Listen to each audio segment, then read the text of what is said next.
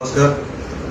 मी भारतीय जनता पक्षाचे पदाधिकारी आणि जुने कार्यकर्ते भारतीय जनता पक्षाचे सन्माननीय विजय किनवडेकर यांच्या घरी आलेलो आहे.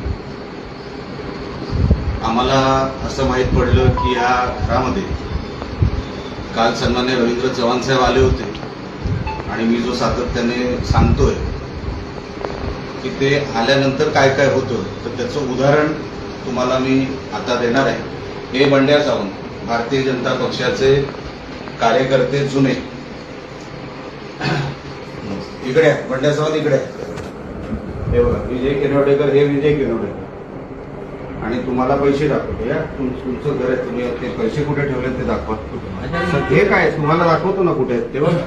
इकडे आहे, इकडे हे बघा, इकडे हे पैसे. इकडे इकडे शूटिंग इकडे घ्या. हे पैसे हे आता शिडीने 5-10 मिनिटापूर्वी इकडे आलेले आहेत.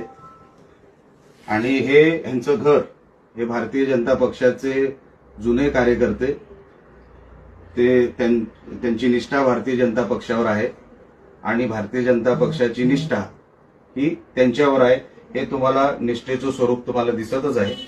आता या सर, हे सर माझे पैसे आहेत ते माझ्या ह्याच्यातले आहे. कसले?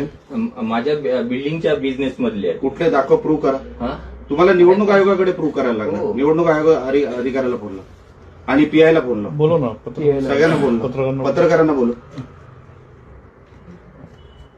तुम्ही तुमच्या बिझनेसचे तुम्हाला प्रूव्ह करायला लागेल. हो.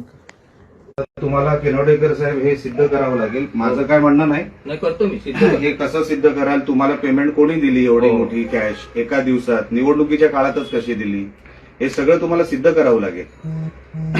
लक्षात घ्या, तुम्ही याच्यात भरडले गेलात कारण का नको त्या विषयामध्ये तुम्ही पडलात. हे अशा निवडणुका तुम्हाला काढायच्या आहेत तर मग कठीण आहे.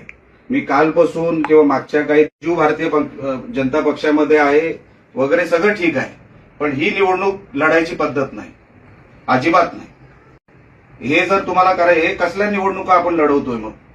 आणि असे प्रकार मी तुम्हाला जाणीवपूर्वक सांगतो, असे प्रकार मालवणमध्ये किमान 10 ते 11. तोपर्यंत आम्ही इथेच थांबणार आहोत. त्यांनाही ते काय कारवाई करतायत तेही मला बघायचं आहे.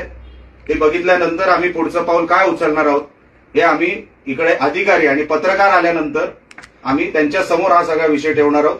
जे होईल ते आता पत्रकारांसमोर होईल आणि अधिकारी आणि पोलीस अधिकाऱ्यांसमोर.